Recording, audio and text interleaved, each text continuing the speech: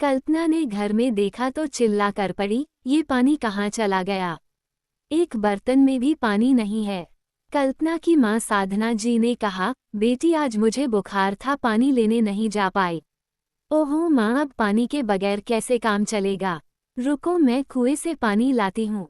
कल्पना ने जैसे ही घड़ा उठाया, साधना जी ने उसे रोकते हुए कहा, नहीं बेटी, पानी लेने मत जा, कुएं के पास खतरा है। वहाँ रात में कोई नहीं जाता। कल्पना ने कहा, माँ कैसी बात करती हो, मुझे प्यास लगी है, आप इधर उधर की बातें कर रही हूँ। मैं अभी गई और पानी लेकर आई। साधना जी ने कहा, नहीं मैंने कहा न वहाँ मत जा, कुएं के पास आत्माओं का वास है। लेकिन कल्पना नहीं मानती, वह चली जाती है। काफी समय बीता जाता है। साधना जी किसी तरह बिस्तर से उठकर दरवाजे तक आती हैं। पड़ोस में रहने वाले पारस को आवाज देती हैं।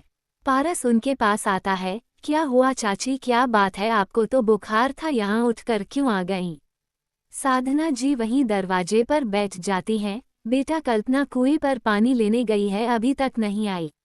ये सुनकर पारस चौंक जाता है। क्या कह रही हो चाची, तुमने कल्पना को अकेले इस समय कुएं पर भेज दिया? जरा सोचो तो, वहां अगर कोई आत्मा ने उस पर कब्जा कर लिया तो क्या होगा? बेटा तू जाकर देखा जरा कल्पना को। ये सुनकर पारस ने मना कर दिया, नहीं चाची, मैं नहीं जा सकता। तभी सामने से कल्पना आती दिखाई देती है। उसे देखकर पारस कहता है, लो चाची, आ गई तुम्हारी बेटी। कल्पना कहाँ रह गई थी तू, इतनी देर हो गई। कल्पना ये सुनकर गुस्से से पारस को देखती है, इसने ही भड़काया होगा तुझे। चल भाग यहाँ से, नहीं तो अभी तेरा सिर फोड़ दूंगी। ये सुनकर पारस चला गया। साधना जी ने कहा, बेटी ऐसे क्यों करा तूने, जानती है पारस ने हमारी कितनी मदद की है। एक आवाज में दौड़ा चला आता है, सुन बुढ़िया, मैं किसी की बेटी नहीं हूँ। आज के बाद कोई इस घर में नहीं आएगा, तू भी चुपचाप पड़ी रह, ज्यादा बक बक की तो तुझे जान से मार दूंगी। कल्पना का बदला हुआ रूप देखकर साधना जी घबरा जाती हैं। सुबह तक उनका बुखार उतर जाता है। सुबह होते ही कल्पना खेत पर चली जाती है। उसके जाने के बाद साधना जी गांव में रहने वाली एक देवी की पुजारिन शारदा के पास जाती हैं। शारदा ने साधना को देख तो बोली, आ गई, मैं तेरा ही इंतजार कर रही थी। बेटी को संभाल कर न रख सकी, आ गई वो भी चुड़ैल के कब्जे में। ये सुनकर साधना जी रोने लगती हैं। मां जी, आपको कैसे पता? वो बस कल पानी लेने गई थी, जब से वापस आई है उल्टा सीधा बोल रही है। शारदा जी ने कहा, मैं जानती हूँ, वो उस नीले नखून वाली चुड़ैल के कब्जे में आ गई है। तू देखती रहना, उसके बाएं पैर के अंगूठे का नखून हल्का नीला होगा। धीरे धीरे वह ज्याद नीला होता जाएगा। जब वह नीले से काला होने लगा तब समझ लियो तेरी बेटी खत्म, वो चुड़ैल उसे अपने साथ ले जाएगी। ये सुनकर साधना जी ने शारदा जी के पैर पकड़ लिए, बचा लो मेरी बेटी को, उसके सिवा मेरा कोई नहीं है। शारदा जी ने आंख बंद करके कुछ मंत्र पढ़े और कहा, वह बहुत शक्तिशाली है, मैं कुछ नहीं कर सकती।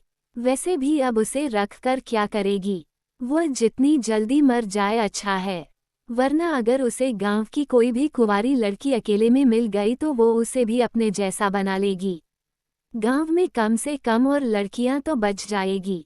साधना जी ने पुजारिन के पैर पकड़कर बहुत मनाने की कोशिश की, लेकिन शारदा जी ने उनकी कोई मदद नहीं की। उन्होंने बस इतना कहा, अपनी बेटी को किसी तरह रात के समय में घर में बंद करके रख, इससे गांव के लोग बच जाएंगे। साधना जी रोती हुई अपने घर आ जाती हैं। कुछ देर बाद कल्पना भी घर आ जाती है। साधना जी उसे खाना परोस कर देती हैं। तभी उनका ध्यान उसके अंगूठे पर जाता है। वह हल्का सा नीला था। ये देखकर वे कल्पना से पूछती हैं, बेटी ये तेरा अंगूठा लाल कैसे हुआ? मुझे भूल जाओ माँ, कल जब मैं पानी लेने गई थी तभी वहाँ एक औरत खड़ी थी, उसका पूरा शरीर नीला था। वह पानी मांग रही थी, मैंने उसे पानी पिलाया, उसके बाद उसने मेरे सिर पर हाथ फेरा, तब मैं बेहोश होने लगी। जब मुझे होश आया तो वहाँ कोई नहीं था। रात होते ही वो मुझ पर हावी हो जाती है। उसके अलावा मुझे किसी से बात करना अच्छा नहीं लगता। ये कहकर कल्पना रोने लगती है। साधना जी उसे चुप कराती हैं। कल्पना उनसे कहती है, माँ मुझे रात होने से पहले अंदर के कमरे में बंद कर दिया करो, नहीं तो पता नहीं मैं कर दूंगी। मैं अपने वश में नहीं रहती। इसी तरह कुछ दिन बीत आते हैं। कल्पना कमजोर होने लगती है और उसके पैर का नखून धीरे धीरे ज्यादा नीला होने लगता है। साधना जी कई जगह कल्पना के लिए बात करती हैं, लेकिन कोई भी उस चुड़ैल से कल्पना को मुक्त नहीं करा पाता। एक दिन साधना जी अपने घर के बाहर आंगन में बैठी थीं। तभी गांव वाले इकट्ठे हो जाते हैं। मुखिया ने कहा, साधना बहन कल्पना को लेकर इस गांव से चली जाओ वरना गांव वाले उसे जलाकर मार देंगे। साधना जी गुस्से से चिल्लाते हुए बोली, तुम सब लोग उस चुड़ैल को मारो जिसने मेरी बच्ची की ये हालत कर दी। उस पर कोई जोर नहीं चलता तो मेरी बच्ची को मारने आ गए।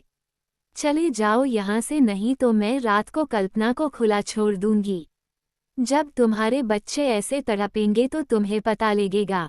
ये सुनकर सब गांव वाले चले जाते हैं। एक दिन सुबह जब साधना जी कल्पना के कमरे का दरवाजा खोलती हैं तो देखती हैं कल्पना मरी पड़ी है। उसका पूरा शरीर नीला हो चुका था। बहुत हिम्मत करके कुछ लोग कल्पना का अंतिम संस्कार करते हैं। अंतिम संस्कार के बाद साधना जी सभी गांव वालों के सामने कहती हैं, मेरी बच्ची तो चली गई, किसी ने उसकी मदद नहीं की, लेकिन फिर भी मैं चाहती हूँ कि जो मेरी बच्ची के साथ हुआ वह किसी और के साथ न हो। आप लोग मेरी मदद करो उस चुड़ैल से बदला लेने में, वरना एक दिन इस गांव में कोई जिंदा नहीं बचेगा।